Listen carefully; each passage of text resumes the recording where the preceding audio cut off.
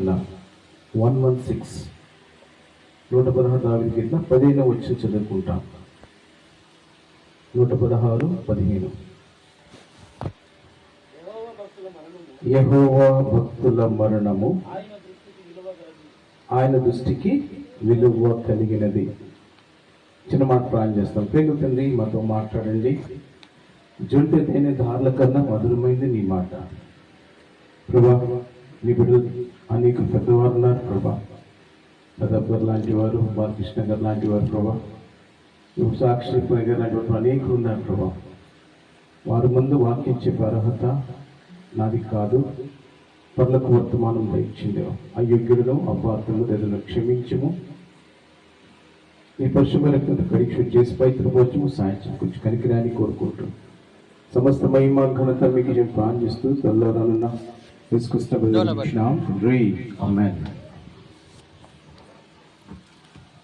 గమనిస్తున్నామంటే భక్తుల మరణము అనలేదు. అక్కడ ఏమన్నారండి? యెహోవా భక్తుల మరణము ఆయన దృష్టికి ఏంటంట విలువైనది కదా. ఎందుకు ఈ మాట చెప్తూ వచ్చానంటే, అనేక మంది భక్తులు ఉండొచ్చు, కానీ దేవుడు మెచ్చదగిన భక్తుడు, దేవుడు మెచ్చదగిన భక్తుడు ఈ భూలోకంలో ఎవరు అనేది ఒక ప్రశ్న వేసుకుంటూ ఈ వాక్యాన్ని వింటే ఖచ్చితంగా ఒక సమాధానంతో మన ఇంటికి వెళ్తాం. మీరేది కావచ్చు, వాక్యం చెప్తున్న నేనేది కావచ్చు. సో నేను ఏం గమనిస్తున్నట్టే, భక్తుల మరణము యెహోవా దృష్టికి విలువైనది. మనుషుల దృష్టికి భక్తి వేసేకి అవసరం లేదు. దేవుని దృష్టిలో భక్తిపరుడుగా మరి మోషే గారు ఈ యొక్క యాత్రని ముగించుకొని వెళ్ళిపోయినారు. ఒక మాటలో చెప్పాలంటే ఈ భూమి మీద ఈ యాత్ర ఒక నాటకశాల, అంతేనా? ఒక బాబుగా జన్మించి యవన కాలంలో ఒకరికి భర్తగా అయి, ఆ తర్వాత తండ్రిగా అయి, ఆ తర్వాత తాతగా 4 రకాలైన అంతస్తుల అనుభవంలోకి వచ్చి ఆ తర్వాత ఆయన పాత్రలన్నీ పోషించిన తర్వాత ఏమైపోయినారు? దేవుడు చెప్పాడు, అయ్యా మోషే, ఈ భూమి మీద 4 పాత్రలు పోషించే రాయ్యా అన్నాడు. ఈ గొప్ప ఆధిక్యత అందరికీ ఉండదండి. చాలా మంది ఈ యాత్ర మధ్యలోనే ఆగిపోతా ఉంటది.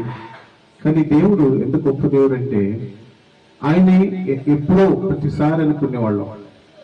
ఆయన నేను దాదాపుగా నాకు అంకుల్ గారు 16 సంవత్సరాల నుంచి పరిచయం. నాకు నేను సేవకు వచ్చిన నుంచి ఇక్కడ నేను వచ్చిన దేవసాయంకుల దగ్గర వచ్చినప్పటి నుంచి పరిచయం. నాకు చాలా విషయాలు చెప్తా ఉండేవాళ్ళు, అది చేయాలి, ఇది చేయాలా, అది అరిగింది, ఇది అరిగిందని. అప్పుడు మాకు ఈ బంధుత్వం లేదు ఇంక అప్పుడు మాకు. సో చెప్తా ఉంటే వినేవాడిని, వెళ్ళిపోయేవాడిని. కానీ నిజంగా నేను వాక్యం చెప్తున్నప్పుడు సింహగర్జనలాగానే అరిసేవాడు ఆయన వాయిస్ వేరు అసలు. సో ఎందుకు ఈ మాట చెప్తున్నానంటే, ఎక్కడి నుంచి వస్తుంది ఆ ధైర్యము? When you're precious in the sight of the God. దేవుని దృష్టిలో ఎప్పుడైతే మనము పరిశుద్ధంగా ఉంటామో ఆ అధికారపూర్వకమైన మాటని దేవుడు నోట ఉంచుతాడు. ఈ సమయంలో భక్తుల మరణం ఇంకా చెప్తున్నాం కదా. ఇంకేమిటో చదువుదాం. 16 కీర్తన 3 వచనం. కీర్తనలు 16:3 చదువుతాం. నేను ఇలాగందును, భూమి మీద ఉన్న భక్తులే శ్రేష్ఠుడు, నాకు కేవలము ఇష్టలు. ఇప్పుడు ప్రశ్న వేసుకుందామా? వాక్యం వింటా. యేసయ్య చెప్తాడా, నువ్వంటే నాకు ఇష్టం, నువ్వంటే నాకు ఇష్టం. ఎందుకు మాట్లాడుతున్నానంటే, ప్రతి చోట మనం చెప్తాం యేసయ్య అంటే మనకి ఇష్టం అని చెప్తాం. కానీ యేసయ్య కూడా చెప్పాలంటే ఏమని? నువ్వంటే నాకు ఇష్టం. ఎప్పుడు ఈ మాట చెప్తాడండి? నువ్వు భక్తిగా ఉంటే ఆయన దృష్టిలో ఆయన మెప్పించి ఆయనకి ఇష్టమైన జీవితం జీవించినప్పుడంట ఆయన ఏమంటాడంట, నువ్వు నాకు ఇష్టమయ్యా. ఎంత చక్కగా చెప్తున్నానండి, నువ్వే నాకు ఇష్టము. ఆ ఇష్టమైన ప్రీతికరమైన జీవితము కలిగి ఏం చేశారైనా దేవుని మహిమలోకి పిలువబడ్డారు. అయిపోయిన తర్వాత షేబా గారు కావచ్చు, లేకపోతే మరి దీని దాస్త్రాలు తను కావచ్చు, జీవితంలో అనుకుంటుంది ఏమనుకుంటుందంటే, దేవుడు మమ్మను ఏమనుకుంటారండి? మర్చిపోయాడు. ఏమనుకుంటారండి? దేవుడు మమ్మల్ని మర్చిపోయాడు. సో ఇదేనా ఈ రాత్రి కాలవల్లో చక్కటి మాట అనుకుంటాను. 115 దావీదు కీర్తన 2 వచనం. యెహోవా మమ్మను మరచిపోలేదు, ఆయన మమ్మను ఆశీర్వదించును. ఆ ఇశ్రాయేలును ఆశీర్వదించును, అహరోను వంశస్థులను ఆశీర్వదించును. పిల్లలనేమి పెదలనేమి తన భయభక్తి గలవారిని యెహోవా ఆశీర్వదించును. యెహోవా మిమ్మును మీ పిల్లలను వృద్ధి పొందించును. ఇదంట ఆయన తరం వెళ్ళిపోయింది. ఇప్పుడు ఎవరు మిగిలారండి? శివ గారు ఉన్నారు. సో ఈ పేర్లు ఇచ్చారు ఇక్కడ,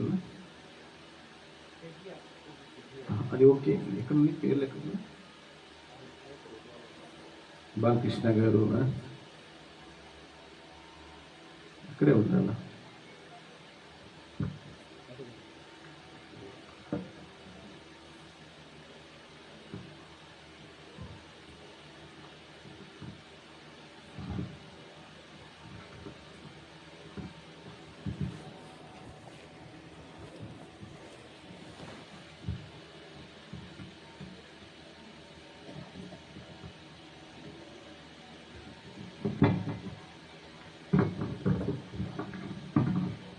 ఓకే, ఫైన్. పెద్దగా శివ గారు కావచ్చు. మనవాళ్ళు Isaac, Joseph, Jessie, Lissy and మనవరాలు లియా. సో ఎందుకు మాట చెప్తున్నానంటే, మరి ఈ దినాన దేవుడు మనతో మాట్లాడుతానంటే, ఆయన చాలా మంది అనుకుంటాం కదా, దేవుడు మమ్మల్ని మర్చిపోయాడు. ఆయన ఏమంటే తెలుసా, నేను మిమ్మల్ని అనాథులుగా విడుపను. ఎంత చక్కటి మాట. ఎందుకనంటే మనం ఒంటరిగా మిగిలిపోతే ఈ భూలోకంలో అనేకులు, చిన్న మాట చెప్తాను, నేను మిమ్మల్ని అడుగుతాను. అంకుల్ గారు చనిపోయిన తర్వాత మళ్ళీ ఈ రోజు లోపల ఎంతమంది వచ్చి మిమ్మల్ని దర్శించారు?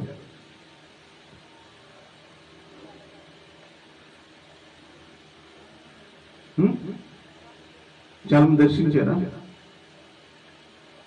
ఆయన ఉన్నప్పుడు, ఆయన లేనప్పుడు తగ్గుతుందా లేదా? వాస్తవం. ఇంకో 2 సంవత్సరాలు అయితే సో ఏస్తూనే ఉంటున్నారు, యెహోవా మిమ్మును మర్చిపోలేదు. ఎంత చక్కటి మాట. ఆయన మర్చిపోడు. అప్పుడప్పుడు మనమే మర్చిపోతాం కదా.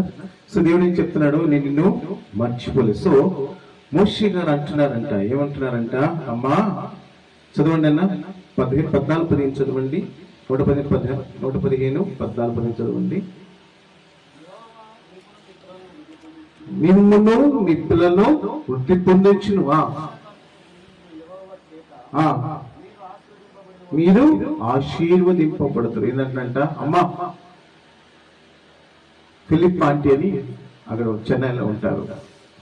ఆంటీ చెప్తారు, ఒరే చనిపోయిన తర్వాత అంట మరి ఎట్లా చెప్తారేం కానీ సిఫారసు చేస్తారంట దేవుడికి, ప్రభా.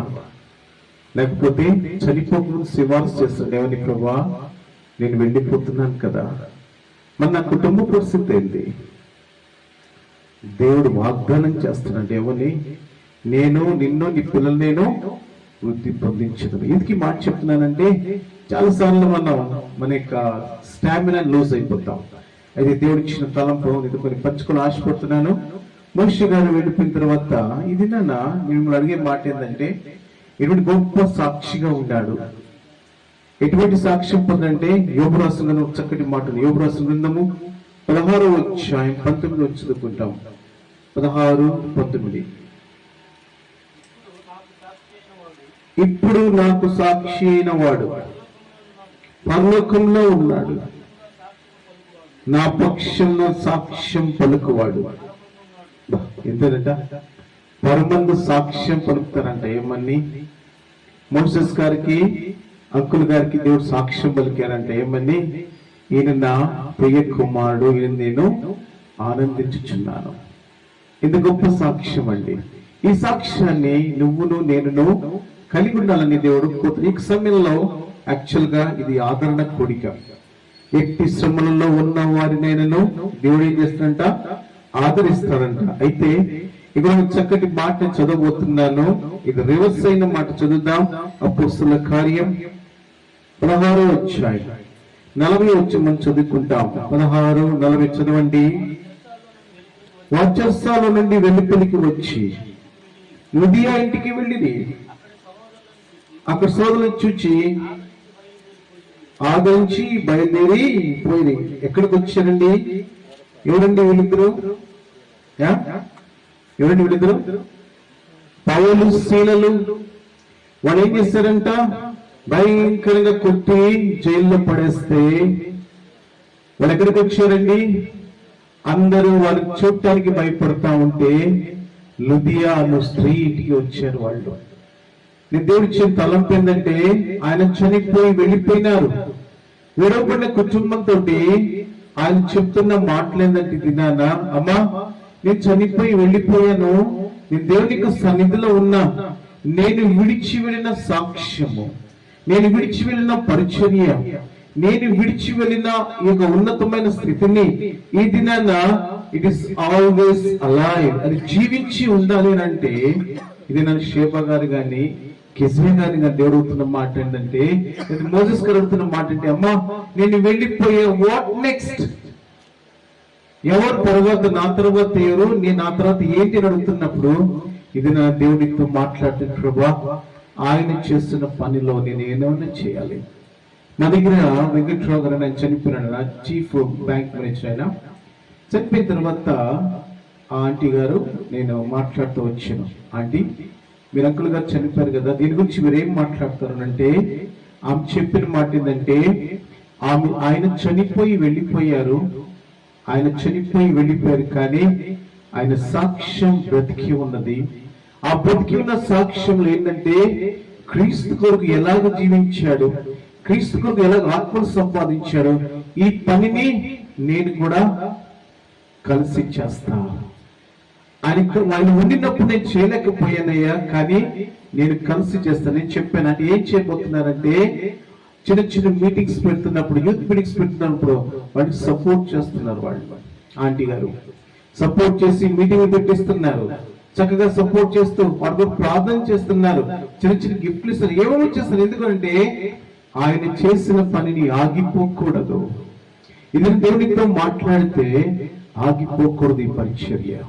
ఆయన ఎంత సేవ చేశాడంటే మర్చిపోలేనిది. నిజంగానే భక్తుల మరణించాడు. ఆ కారణం చేత దేవుడు ఎంతో సంతోషించడానికి మరణము ద్వారా ఏం చేస్తారంట, ఒక చక్కటి మాట చూస్తున్న గుర్తొస్తుంది. 149 దావీదు కీర్తన, క్షమించండి 49 యెషయా రాసిన గ్రంథం 11, 12, 13 చదువుకుంటాం. 49 యెషయా రాసిన గ్రంథం 11, 12, 13 చదవండి. 13 చదవండి. శ్రమయందున తమ జనం జాలిపడి యెహోవా తన జనులను ఓదార్చి ఉన్నాడు. ఆకాశమా అయ్యా ఉత్సాహమని చెయ్యము, భూమి సంతోషించుము, పర్వతములారా ఆనంద ధ్వని చెయ్యుడి. కదంట ఆకాశం హర్షించింది, భూమి సంతోషించింది, కొండలు ఏం చేస్తున్నాయి, పర్వతంలో ఉత్సాహ ధ్వని చేస్తున్నాయి. ఎందుకు తెలుసా?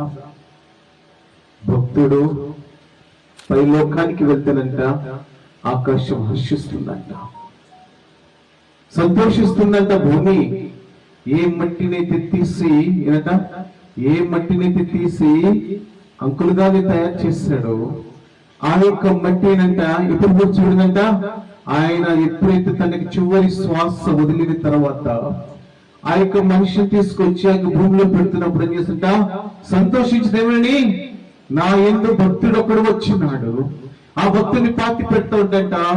ఆ భూమి కలిగి సంతోషము ఇంత అంత కాదంట. ఇదని దేవునితో మాట్లాడితే ఇటువంటి ఆనందం నీ వల్ల కలుగుతుందా? నీ భూమికి ఇంకా ఆ యొక్క ఆకాశానికి. కాబట్టి ఒక చిన్న తీర్మానం దొరికి ఏం చూస్తున్నామంటే, ఒక స్త్రీ ఎందుకు ఈ మాట నేను చదువుతున్నానంటే ఈ మాటలో చాలా అర్థం. చదువుదాం. అపోస్తలుల కార్యం 16వ అధ్యాయం 13 వచ్చిన 14 చదువుతున్నా. అపోస్తలుల కార్యం 16, 13 చదవండి. అపోస్తల కార్యము 16వ అధ్యాయం 13 వచ్చిన 14. నీ విశ్రాంతి దినమున గవిని దాటి ఎక్కడ చదువుతున్నావు నువ్వు? చూడు, విశ్రాంతి దినమున గవిని దాటి నదీ తీరమున ప్రాంతం జరిగిననుకొని అక్కడికి వచ్చిన కూర్చున్నా చెబుతున్నా మాట్లాడుచుంటిని. వినిచుండి దైవభక్తి కలిసి వినిచుడా తూత ఏర్పడినస్తులా ప్రభు హృదయం తెరిచిన గనుక పౌలు చెప్పిన మాటను లక్ష్యముంచెను. ఇదని చక్కటి మాట కదా. పౌలు గారు చెప్తున్నాడంటే ఏమని చెప్తున్నాడంట? యేసు ప్రభు వారి గురించి చెప్తున్నాడు. మారు మనసు పాప క్షమాపణ గురించి చెప్తున్నాడు. బాప్తిసం గురించి చెప్తుంటే ఒక స్త్రీ వింటుందంట. ఆమె లుదియా స్త్రీ అంటుందంట. స్త్రీ ఎలాగుందంట? వాక్యాన్ని వింటూ ఉంటే దేవుడు మాట్లాడుతున్నాడు. ప్రియమిల్లారా, చాలా సార్లు ఎలా ఉందంట? శ్రమ దినమున నువ్వు కృంగిన ఎడలా నీవు చేతగాని వాడబోతువు. అప్పుడేం చేయాలా? నీ వాక్యమున పాదములకు దీపము. నీ వాక్యం నన్ను బ్రతికించుచున్నది. ఎప్పుడైతే కాల సమయంలో లేసి ఇంకా చీకటిగా ఉండినప్పుడు ఎవరి మోకాళ్ళు వంగి యేసు ప్రభువా నాతో మాట్లాడు, నేను శ్రమలో ఉన్నా, ఒంటరిగా ఉన్నా, కష్టంలో ఉన్నా అని ఎప్పుడైతే మనం అడుగుతామో దేవుడు ఏం చేస్తాడంట? ఎప్పుడు కూడా నిన్ను దాటిపోడు యేసయ్యా. గొప్ప దేవుడైనా ప్రేమ కలిగిన వాడు ఈ రాత్రి కాల వేళ దేవుడితో మాట్లాడుతున్నాడు. ఏంట మరి పౌలు గారు మాట్లాడుతూ ఉంటే ఆమె వింటూ ఉన్నది. అందుకే చక్కటి మాట చూద్దామా? సమూయేలు మొదటి గ్రంథం 15వ అధ్యాయం 22వ వచనం చదువుకుంటాం. సమూయేలు మొదటి గ్రంథము 15:22 చదవండి. 15:22. అందుకు సమూయేలు సంతోషించినట్లు అర్పించవలన సంతోషం కదా. ఆలోచించుము, బలులు అర్పించట కంటే ఆజ్ఞను గైకొనుటయు మాట వినుట శ్రేష్టము. ఆ రోజు రాత్రి కాల వేళలో అలుదియాని స్త్రీ దేవునికి మాట వింటున్నప్పుడు ప్రభు హృదయం తెచ్చిన ఆమె ఏం చేస్తుందంట? ఆమె ఇంటి వారు రాత్రి కాల వేళలో ఇది వచ్చి చెప్పింది, అరే మన జీవించే జీవితం సరికాదురా. ఫర్ ఎగ్జాంపుల్ పౌలు గారు చక్కటి మాటలు చెప్పారు. ఏం చెప్పారంట? అయ్యా, కొరింథీయులకు రాసిన పత్రిక 11వ అధ్యాయం 1వ వచనం చదివినట్లుంటది. 1వ రాసిన పత్రిక 11వ అధ్యాయం 1వ వచనం చదవండి. 11:1 చక్కటి మాట ఉంటుంది. నేను క్రీస్తుని పోలి నడుచుకున్న ప్రకారము మీరు నన్ను పోలి నడుచుకుని ఎందుకు ఈ మాటని చదివిస్తూ వచ్చినంటే, మోసెస్ గారు అంకుల్ గారు ఇటువంటి సాక్ష్యాన్ని కలిగి ఉన్నారు. ఆయన కలిగిన క్రీస్తుని కలిగి ఉంటూ అనేక సాక్ష్యం చెప్తా ఉన్నారు. ఆమె ఎవరు? పెద్ద ఆఫీసర్ అమ్మ. ఆయన సాక్ష్యం విని వెంటనే రీబ్యాక్ చేసిన తన యొక్క ట్రాన్స్ఫర్ ఆర్డర్ ని. ఇదని దేవుడితో మాట్లాడుతున్నాడు. అటువంటి సాక్ష్యము తల్లి కలిగి ఉన్నాడు. ఆయన సాక్ష్యం చెప్పడం ఎంత సులభమో అటువంటి సాక్ష్యాన్ని మనం కలిగి ఉండాలంటే ఎన్ని యజ్ఞయాగాలు చేయలేమో. ఇదని దేవుడితో మాట్లాడుతుంటే ఆ స్త్రీ వచ్చింది ఇంటికి. రే అయ్యా, కొంచెం మీకొంత మాట్లాడుతుందేమో. అయ్యా, దేనికి వాక్యాన్ని విన్నాను, ఈ రోజు రాత్రి నాతో దేవుడు మాట్లాడాడు. అయ్యా, ఏం చేయాలమ్మా అంటే, అయ్యా మనం అందరం మారు మనసు పొందాము కదా, ఒకప్పుడు హైందవ జీవితం జీవించే కదా, మనమందరము దేవునికి బిడ్డలని అందరికి తెలియాలంటే ఇది నన్ను ఏం చేయాలి? బాప్తిసం తీసుకోవాలరా. ఆ మాట చెప్తున్నప్పుడు ఎలాంటి రోజులంటే అవి అపొస్తలులు కొట్టిన రోజులు, అవి దైవికమైన రోజు, చిత్రహింస రోజుల్లో ఆ యొక్క స్త్రీ ఇంటికి వచ్చి దీనికి వాక్యాన్ని చెప్పి ఇప్పటికిప్పుడు అందరం కలిసి బాప్తిసం తీసుకుందాం ఇక రాత్రి కాల వేళలో. ఆ మాట చెప్తున్నప్పుడు ఏమనిపిస్తుందండి? పౌలు గారు చెప్పిన మాట ఎంతసేపు చెప్పాడు? 1-2 గంటలు తన గొప్ప మార్పు వస్తే ఒక మాట చెప్పిన అంకుల్ గారు విడిచి వెళ్ళిన సాక్షి ఎంత గొప్పది. ఆయన జీవితం మన ముందు అది నిలబడి ఉంది. ఆ జీవితం మొత్తం మాటది, అమ్మాయ్యా నేను దేవుని కొరకు జీవించా, సాక్షిగా ఉన్నా, నాకు అనారోగ్యం వచ్చినా, వారికి సహకరించకపోయినా వీధికి వెళ్ళా, మూలకి వెళ్ళా, గ్రామానికి వెళ్ళా, యేసే దేవుడని చెప్పాను. ఈ సాక్ష్యం ఇంకా బ్రతికి ఉండాలంటే ఏం చేయాలండి? ఆ సాక్ష్యంలో పాలివారు వల్ల. కాబట్టి కుటుంబీకులకి చేతులు జోడించి చెప్పి ఒకే మాట ఏంటంటే, ఆయన చేసిన పరిచర్యానికి ఆగిపోకూడదు. ఏం చేయాలది? ముందుకు వెళ్ళాలంటే ఏం చేయాలంట? ఆ స్త్రీ వచ్చి ఇంట్లో చెప్పిన దేవుని, అరే మనం మారామని తెలియాలి. ఏం చేయాలా? అందరి ఎదుట, ప్రజలు ఎదుట మనకి ఏమైపోయినా పర్వాలేదు, అందరూ ఏం చేస్తాము? బాప్తిస్మం తీసుకుందాం. రక్షణ, మారు మనసు, బాప్తిస్మము. పాప క్షమాపణ, మారు మనసు, బాప్తిస్మం. ఈ 3 గుణగాలు కలిగి ఉన్నవాడు ఆ రాత్రి పూట ఏం చేసింది? బాప్తిస్మం తీసుకుంది. దేవుడు ఇచ్చిన తలంపు ఏంటంటే, ఒక చక్కటి మాట ఏంటంట, జ్ఞానవంతురాలు ఇల్లు కట్టును. సామెతలు 14:1, 121 ఏంటంట, యెహోవా ఇల్లు కట్టించినలా దాని కట్టువారి ప్రయాస వ్యర్థం. కాబట్టి స్త్రీ ఇంటిని కడతది, యేసయ్య ఇంటిని కడతాడు. అర్థమవుతుందా? ఎటువంటి గొప్ప ఆధిక్యత దేవుడు ఇచ్చిన ఒక స్త్రీకి. కేజీఎమ్మ గారు, శివమ్మ గారికి చెప్పే ఒక చిన్న రిక్వెస్ట్ ఏంటంటే, God build the home, you to build the home. దేవుడి ఇంటిని కడతాడు. మీరేం చేయాలంట? అనేక మంది కుటుంబాల్ని కట్టాలి, అనేక మంది జీవితాల్ని కట్టాలా. ఆయన యొక్క పరిచయం మామూలు పరిచయం కదా.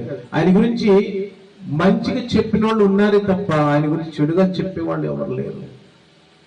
కొన్ని అప్ అండ్ డౌన్స్ ఉంటాయి, కానీ మెయిన్ గా చెప్పి ప్రతి మాట ఏంటంట, స్త్రీ ఇంటిని కడుతుంది, యేసయ్య ఇంటిని కడతా. అంటే అంత గొప్ప బాధ్యత. అలనాడు ఏదేంలో ఆ స్త్రీ కట్టలేకపోయింది, కానీ మత్తయి సువార్తలో తల్లి అయిన మరియా యేసుక్రీస్తు వారికి లోకానికి జన్మనిచ్చిన అనేక మంది జీవితాన్ని కట్టింది. నిందలు, అవమానాలు, ఎన్నో కష్టాలు ఉన్నాయి. బట్ ఈవెన్ దో నవ్వుతూ ఆ పచ్చని ముందుకి కొనసాగిస్తాం. సో ఇప్పుడు ఏం జరిగింది? వీళ్ళు ఇటువంటి ఉన్నతమైన స్థితిని ఆ రోజు రాత్రి దీన్ని ఏమన్నారండి? సాక్ష్యము. ఎక్కడుంది సాక్ష్యం? ఇంట్లో. అల్లుదేకి ఎక్కడుంది సాక్ష్యం? ఇంట్లో ఉంది. ఒకే మాట చెప్పి అందరం కలిసి బాప్తిసం తీసుకుందాం. ఎవరికి కూడా నో చెప్పలా. ఏం చెప్పిందేమా? అయ్యా మేము దేవునికి బిడలము అని ఏం చెప్పే, మా ఇంటికి రండి. ఆ యొక్క స్త్రీ యొక్క మాట బలవంతం చేసిందంట. పౌలు శిలను కొట్టి చెరసాల్లో పడేసినప్పుడు వాళ్ళ దెబ్బలు తిని ఎక్కడ వచ్చారంట? ఆదరణ పొందటానికి ఎవరింటికి వచ్చారండి?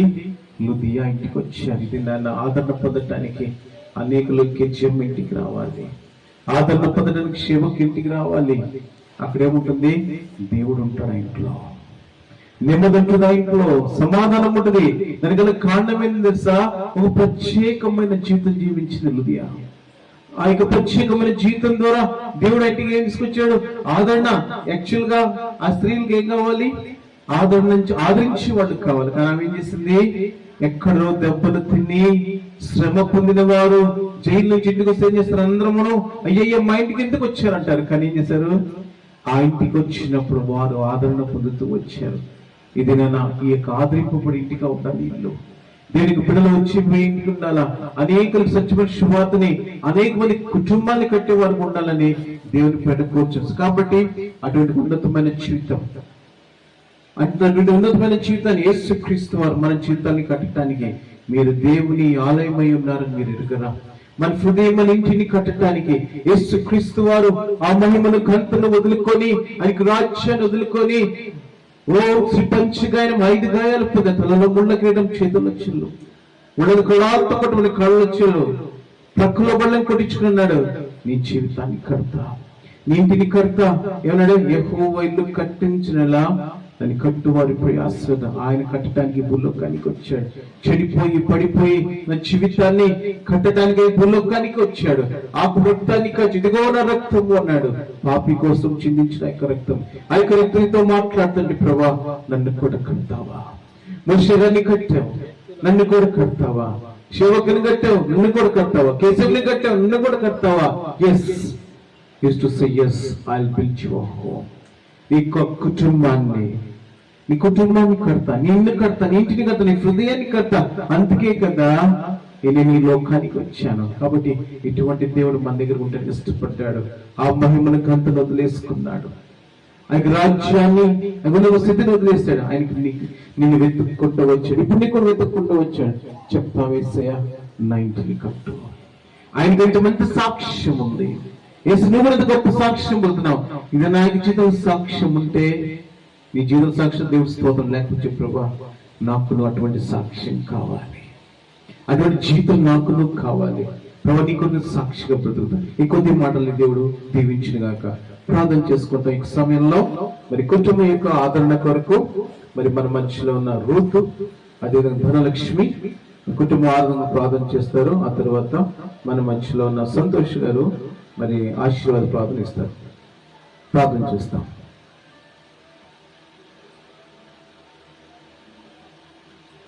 మైక్ ఇవ్వండి.